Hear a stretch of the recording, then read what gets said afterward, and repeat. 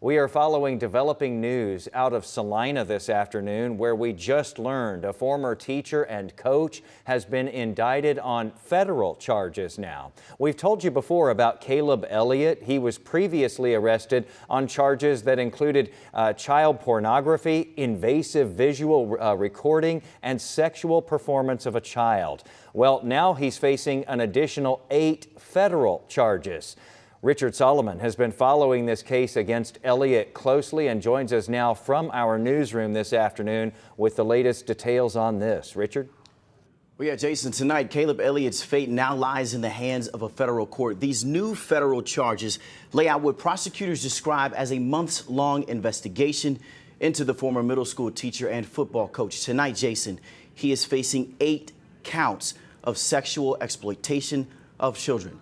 The indictment says between April and October of this year, Elliott allegedly used the internet and his own digital devices to coerce minors into sexually explicit acts and recorded to create images and videos.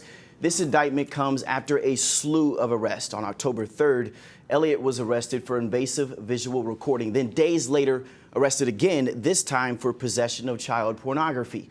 And just last week, remember, we told you about another charge, the 3rd arrest of sexual performance of a child.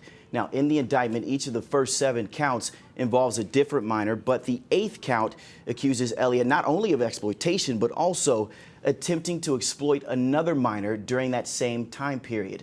2 lawsuits were since filed against Elliott. One suit accuses Elliott of having an improper relationship with the student while he was working at the high school. This was during the 2022 school year, allegedly, and that the district covered it up and sent him to the middle school instead of reporting it.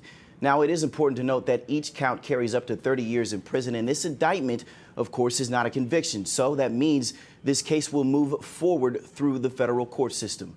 Of course, the story, we will continue to keep you updated here on air and online. For now, live in the newsroom this evening, I'm Richard Solomon. Jason?